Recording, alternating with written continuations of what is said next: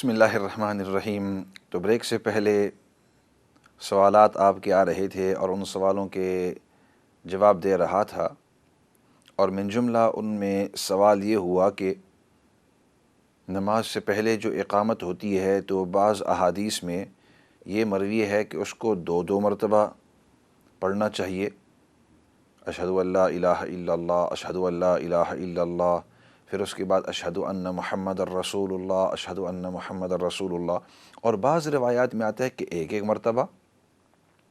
تو اصل میں صحیح طریقہ یہی ہے کہ دو مرتبہ پڑھنا چاہیے۔ اگرچہ اگر ایک مرتبہ کسی نے پڑھ لی تو نماز ہو جائے گی، لیکن اصح اور صحیح طریقہ یہ ہے کہ دو مرتبہ۔ لیکن جس وقت صحابی نبی پاک صلی اللہ علیہ وسلم سے سن رہے تھے تو آپ صلی اللہ علیہ وسلم نے ان کو تعلیم دیتے ہوئے فرمایا، اور تعلیم دیتے ہوئے فرمایا کہ اشہدو ان لا الہ الا اللہ کہنا ہے، اس کے بعد اشہدو ان محمد الرسول اللہ کہنا ہے، اس کے بعد حی علی الصلاح کہنا ہے، اور اس کے بعد حی علی الفلاح۔ جس طرح انسان کسی کو سٹیپ بائی سٹیپ بتلائے کہ پہلے یہ کام کرنا ہے، پھر اس کے بعد یہ کرنا ہے، پھر اس کے بعد یہ والا کرنا ہے، اس میں تعداد نہیں بتلائی، بلکہ صرف اتنا بتلائے کہ یہ، اور پھر اس کے بعد یہ، اس کے بعد یہ ترتیب سکھا رہے تھے کہ فرسٹ از دس، پہلے یہ، پھر اس کے بعد نیکسٹ، اس کے بعد نیکسٹ، آفٹر دیٹ اس کے بعد یہ کرنا ہے۔ تو اس سے صحابی یہ سمجھے کہ غالباً یہی انداز، یعنی ایک ہی مرتبہ ہی اس کو پڑھنا ہے، حالانکہ اس میں نبی پاک صلی اللہ علیہ وسلم صرف ان کو ترتیب بتلا رہے تھے، پہلے یہ پڑھنا ہے، پھر اس کے بعد یہ پڑھنا ہے، پھر اس کے بعد، ورنہ خود نبی پاک صلی اللہ علیہ وسلم کی مسجد النبوی کے اندر جو اقامت کہی جاتی تھی، سیدنا بلال رضی اللہ تعالیٰ عنہ اور ابن ام مکتوم رضی اللہ تعالیٰ عنہ، تو ان کی احادیث سے جو خود نبی پاک صلی اللہ علیہ وسلم کی پیچھے اقامت فرمایا کرتے تھے، تو ان سے ہمیں مروی ہے کہ دو مرتبہ ہر آیت کو، مطلب ہر جو سطر ہے اس کو دو مرتبہ آپ کو ریپیٹ کرنا ہے۔ لیکن جیسے میں نے عرض کیا تھا کہ اگر ایک مرتبہ بھی کہہ دیں تو اس سے نماز بالکل ہو جاتی ہے۔ ایسے کرتے ہیں، ایک آدھ اور لے لیتے ہیں اور پھر باقی سوالوں کی طرف آتے ہیں۔ السلام علیکم ورحمۃ اللہ وبرکاتہ۔ وعلیکم السلام مولانا، کیسے ہیں آپ؟ الحمدللہ، اللہ کا شکر ہے۔ مولانا صاحب، میں طاہر کی وائف بول رہی ہوں گلاسگو سے۔ جی میں نے آپ سے 2 کویشچن کرنے ہیں۔ ایک تو مولانا میں پوچھنا ہے، میری ایک فرینڈ تھی، نان مسلم تھی، لاسٹ ویک وہ فوت ہو گئی ہیں، ٹھیک، لیکن انہوں نے بہت زیادہ میری جو ہے نا ہیلپ کری اور بہت زیادہ کائنڈ تھی ہمارے ساتھ۔ تو میں ان کے لیے کچھ کرنا چاہ رہی ہوں، مجھے پتہ ہے ان کے لیے ہم خالص ثواب نہیں کر سکتے، لیکن آپ پلیز ہمیں کچھ گائیڈ کریں گے کہ کیا کر سکتے ہیں؟ ٹھیک ہے، انشاءاللہ بہتر۔ اور ایک یہ مولانا جو سورۃ توبہ کی آخری آیت ہے حسبی اللہ، صبح شام ہم پڑھتے ہیں، اس کی کیا فضیلت ہے؟ آپ پلیز انگلش میں یہ ایکسپلین کر سکتے ہیں پلیز؟ ٹھیک ہے انشاءاللہ، ٹھیک ہے انشاءاللہ، تھینک یو ویری مچ، اور پلیز ہمیں دعاؤں میں یاد رکھنا۔ انشاءاللہ ضرور۔ تھینک۔ اس کے بعد جو ہے گزشتہ کل کچھ سوالات ہوئے تھے، اور من جملہ ان سوالات میں ایک سوال یہ تھا اصحاب کہف کے بارے میں۔ اب یاد آ گیا کہ گزشتہ کل کے کچھ بھی سوالات باقی ہیں۔ We've got some questions from yesterday, and one of the questions was about the 7 sleepers or the people of the cave, Ashabul Kahf, the people of the cave. And these were extraordinary people, and it was a miracle that occurred. یہ ایک معجزہ تھا، اور اس کو اللہ رب العزت نے قرآن کریم کے اندر ذکر فرمایا ہے، اور اس کو ذکر فرمانے کی ایک وجہ یہ بھی کہ اس کا تذکرہ ماقبل کی کتابوں کے اندر اور تاریخ کے اندر بھی ہے۔ It's been mentioned in other books, but also more importantly it's been mentioned in historical facts. اور جب غیر مسلم نبی پاک صلی اللہ علیہ وسلم کے پاس آئے، آپ صلی اللہ علیہ وسلم کو آزمانے کے لیے، they came to test the Prophet صلی اللہ علیہ وسلم whether he is the true prophet or not. Amongst the questions was, one of the questions, they said to him, tell us about the story of those who slept for a long time in the cave. ہمیں وہ واقعہ بتلاؤ جہاں وہ لوگ بہت ہی عرصے تک ایک غار کے اندر وہ سوتے ہی رہے، اس کے بارے میں ہمیں بتلاؤ۔ اور انہوں نے یہ سوال اس لیے کیا تھا کہ ان کو پتہ تھا کہ نبی پاک صلی اللہ علیہ وسلم نے کوئی کتابیں وغیرہ تو پڑھی ہی نہیں ہے، کیونکہ نبی پاک صلی اللہ علیہ وسلم امی تھے، پڑھتے لکھتے نہیں تھے، ان پڑھ لفظ مناسب نہیں ہے نبی کے ساتھ، تو امی والا لفظ یہ احتراماً والا لفظ ہے۔ تو آپ صلی اللہ علیہ وسلم لکھتے بھی نہیں تھے اور پڑھتے بھی نہیں تھے قرآن کریم کے علاوہ، تو ان کو پتہ تھا کہ چونکہ انہوں نے کوئی کتابیں نہیں پڑھی، پڑھتے نہیں ہیں، لکھتے نہیں ہیں، تو اس کو ماقبل کی کتابوں کے اندر، ان کو ماقبل کی کتابوں کے اندر جو لکھا ہے وہ پتہ نہیں ہوگا، انہوں نے نہیں پڑھا ہوگا۔ اور دوسری بات کہ اس علاقے کے اندر وہ واقعہ مشہور بھی نہیں ہے کہ کسی سے سنا ہو، اس کے بارے میں کسی کو پتہ ہی نہیں ہے۔ اس واقعے کے بارے میں صرف اسی کو پتہ ہے کہ جو بہت ہی پڑھا لکھا عالم قسم کا بندہ ہو، یا یہ کہ اس کو اللہ کی طرف سے اس کا علم ہو، تو اس لیے انہوں نے یہ سوال کیا تھا۔ اس کے ساتھ دو اور بھی سوال کیے، ایک روح کے بارے میں اور تیسرا ذوالقرنین کے بارے میں۔ نبی کریم صلی اللہ علیہ وسلم نے ارشاد فرمایا کہ میں تینوں سوال کا جواب آپ کو دے دوں گا۔ کافی دن انتظار کیا، اللہ کی طرف سے کوئی وحی نہیں آئی، تو نبی کریم صلی اللہ علیہ وسلم بڑے پریشان ہوئے۔ They came to ask the Prophet صلی اللہ علیہ وسلم this question about the sleepers, those people who went to sleep for a very, very long time. And it's mentioned in the Quran that over 300 years. And the reason they came to the Prophet sallallahu alaihi wasallam because they knew that this is an historical fact, and because the Prophet sallallahu alaihi wasallam doesn't read and doesn't write, is unlettered, therefore under no circumstances could he have read it from any of the books. And secondly, it's not a story that people around this area know about. So if he is the real Prophet of Allah, he will be able to answer this question. Otherwise, under no circumstances, he will be able to answer it. And that's why they chose this question. Of course, they chose two more questions, altogether three questions. One was, who is Dhul Qarnayn? And the third one, what is Ruh, the soul? تو نبی کریم صلی اللہ علیہ وسلم انتظار کرتے رہے، اور پھر کافی دنوں کے بعد اللہ کی طرف سے وحی آئی، اور سب سے پہلی بات وَلَا تَقُولَنَّ لِشَيْءٍ إِنِّي فَاعِلٌ ذَلِكَ غَدًا إِلَّا أَن يَشَاءَ اللَّهُ، تم کبھی مت کہنا کہ میں یہ کام کرنے والا ہوں جب تک کہ تم لفظ انشاء اللہ نہ کہہ دو۔ The Prophet sallallahu alaihi wasallam waited for many days for wahi, for the answers to these three questions from Allah subhanahu wa ta'ala. And then after many days the Prophet sallallahu alaihi wasallam began to get worried. And then the verse of the Quran, وَلَا تَقُولَنَّ لِشَيْءٍ إِنِّي فَاعِلٌ ذَلِكَ غَدًا إِلَّا أَن يَشَاءَ اللَّهُ. Don't ever say that I am going to do this unless you have said insha'Allah. In other words, you must always attach the word insha'Allah with any of your hopes and wishes and anything that you plan to do. And that was telling the Prophet sallallahu alaihi wasallam, but also explaining to the ummah that whenever you say that you are going to do something, then you must say insha'Allah, if Allah wills I will be able to do this. جب بھی آپ کوئی کام کرو تو قرآن کریم کا حکم اس وقت نبی پاک صلی اللہ علیہ وسلم کو یہ تھا کہ آپ ہمیشہ یہ کہو کہ انشاءاللہ میں یہ کام کروں گا۔ آپ کے لیے تھا کہ آپ ان کو کہتے انشاءاللہ میں آپ کو ان تینوں سوالوں کا جواب دوں گا، اور اس کے بعد پھر اللہ رب العزت نے تینوں سوال کے جواب دیے، اور من جملہ ان میں سے اصحاب الکہف۔ اب آپ کے سوال کی طرف، کیونکہ آپ کا تو مختصر سوال تھا لیکن یہ پورا بیک گراؤنڈ تاکہ باقی لوگ جو لسنرز ہیں اور جو ویورز ہیں، سامعین ہیں، ناظرین ہیں، ان کو بھی پتہ چل جائے کہ اصحاب الکہف اور اس کا واقعہ کس انداز میں قرآن کریم کے اندر فٹ ہوتا ہے اور کیوں یہ نازل ہوا تھا۔ تو اللہ رب العزت نے پھر پورے واقعے کو مختصر انداز کے اندر ذکر فرمایا جو اہم چیزیں تھیں. Allah subhanahu wa ta'ala mentioned in the Quran the story of the people of the cave, of course briefly, and the most important points, those that needed to be told, or from where we can extrapolate something important or something for our deen, for our life. اور اس کے اندر یہ تھا کہ اس علاقے کے اندر جو بادشاہ تھا اس نے ظلماً لوگوں کو اس پر مجبور کیا کہ وہ شرک کریں.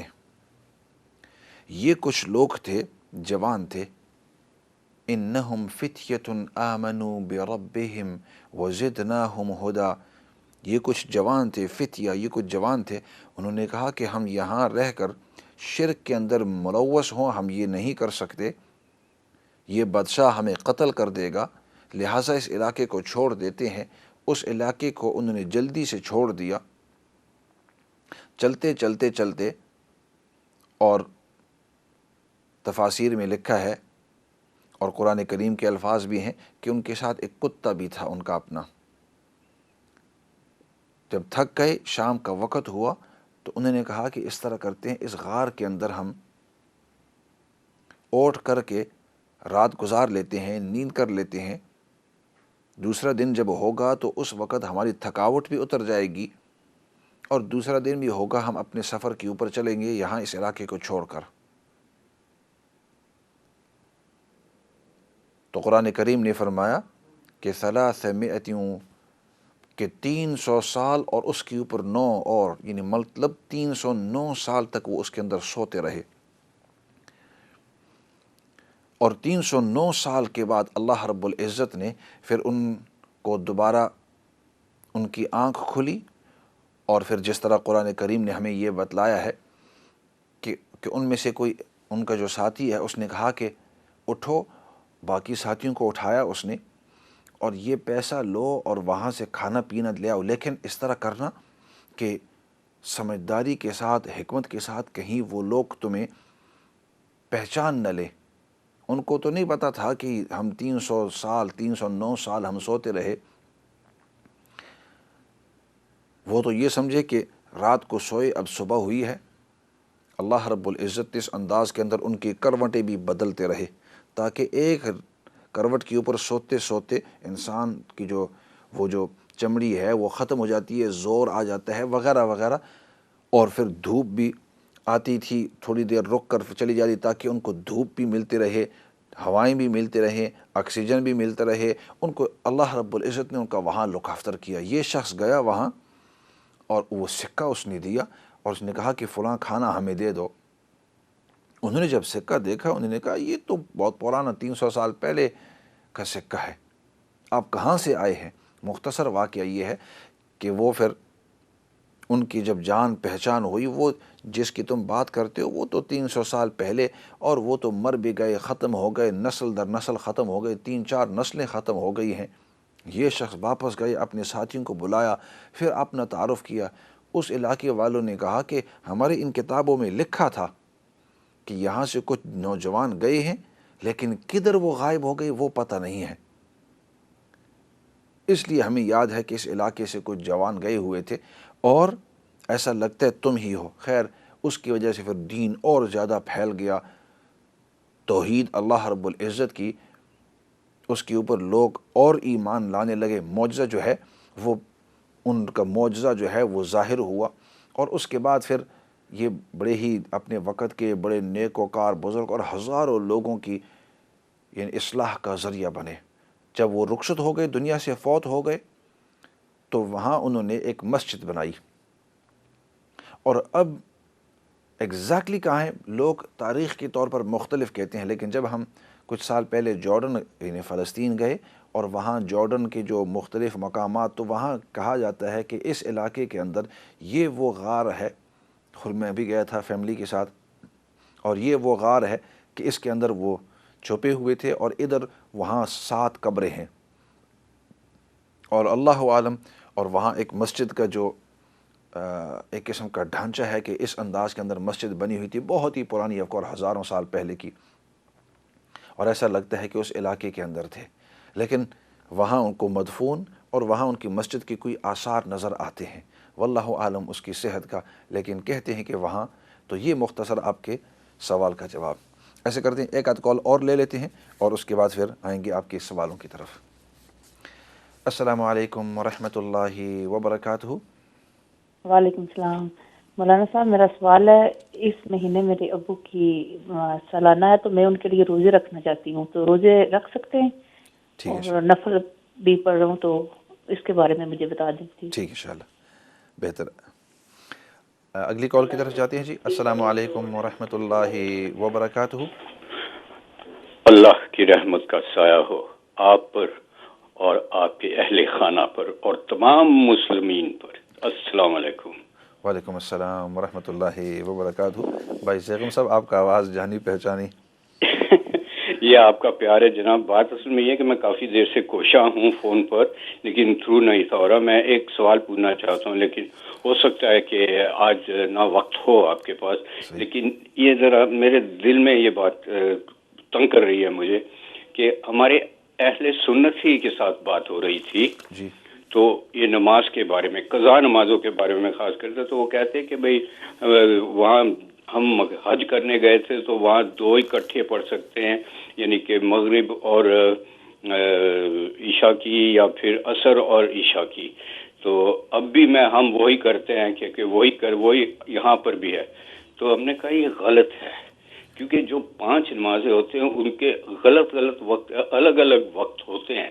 تو کیوں ہوتے ہیں؟ کوئی وجہ ہے نا، اسی لیے اس طرح تو انسان صبح ہی ایک وقت 5 نمازیں پڑھ لے تو کہ میں نے اپنا فرض پورا کر لیا۔ تو وہ کہتے ہیں نہیں، ہم ایسا کرتے ہیں چونکہ اتنا وقت نہیں ہوتا، کام بہت ہوتا ہے ہمارے پاس، اس لیے ہم عصر کی اور مغرب کی یا پھر مغرب اور عشاء کی اکٹھی پڑھ لیتے ہیں 5 منٹ بعد ٹھہر کر۔ کیا یہ صحیح ہے کہ غلط ہے؟ پلیز روشنی ڈال دیں، مہربانی ہوگی۔ ضرور، بہت اچھا سوال، اور انشاءاللہ آج ہو سکتا ہے وقت نہ ملے اس کے جواب، لیکن کوشش کروں گا کہ اگلے سیشن کے اندر یہ جو آج کے سوالات بچ جائیں یا یہ بھی سوال تو انشاءاللہ ضرور ان کے اوپر میں عرض کروں گا۔ تو باقی میں عرض کر رہا تھا کہ آپ نے سوال کیا تہجد کے بارے میں، اس سے پہلے کچھ یہ اشراق کے بارے میں گزشتہ کل کا ایک سوال باقی رہ گیا تھا کہ اشراق کا وقت کب ہوتا ہے، اور اس کا جواب یہ ہے کہ صبح کی نماز سورج کے طلوع ہونے تک صبح کی نماز کا وقت ہے۔ جو ہی سورج طلوع ہو جائے، as soon as the sun rises, then about 15 minutes after that اشراق کا وقت ہوتا ہے۔ اور پھر سائل نے یہ پوچھا کہ یہ اشراق کا وقت کب تک رہتا ہے، تو اس کا اندازہ یہ لگا لو کہ تقریباً 1.5 گھنٹہ 2 گھنٹے تک یہ باقی رہ جاتا ہے، 1.5-2 گھنٹے تک یہ باقی رہ جاتا ہے۔ اور آج کل کے جب چھوٹے دن ہیں تو یوں سمجھو کہ 1 آدھ گھنٹہ، کیونکہ ٹائم یعنی مختصر ہوتا ہے، پھر تھوڑی دیر کے بعد پھر صلاۃ الضحیٰ یعنی چاش کا وقت ہوتا ہے، پھر اس کے بعد ظہر کا وقت شروع ہو جائے گا۔ تو اس لیے ان چھوٹے دنوں کے اندر، کیوں بھی نومبر دسمبر کا مہینہ چل رہا ہے، تو ان میں تقریباً گھنٹہ ایک سمجھو، اور جب لمبے دن ہوں تو اس وقت تقریباً 1.5-2 گھنٹے کا جو فاصلہ آپ رکھ سکتے ہیں اشراق کے لیے۔ اس کے بعد آپ نے سوال کیا تہجد کے وقت نفل پڑھنے، تہجد کا وقت جو ہوتا ہے اس وقت جو بھی آپ نفل پڑھیں وہ تہجد میں بھی آ سکتے ہیں اور صلاۃ الحاجہ کے اندر بھی آ سکتے ہیں۔ تو اگر آپ نے صلاۃ الحاجہ پڑھے تو وہ تہجد بھی ہو گئے، اور تہجد پڑھے وہ بھی صلاۃ الحاجہ، تو وہ قبولیت کا وقت ہے۔ تو بالکل آپ تہجد بھی پڑھ سکتے ہیں، تہجد کی نیت سے بھی پڑھ سکتے ہیں، صلاۃ الحاجہ کی نیت کے ساتھ بھی پڑھ سکتے ہیں، تمام کے تمام جو ہیں وہ نوافل ہیں۔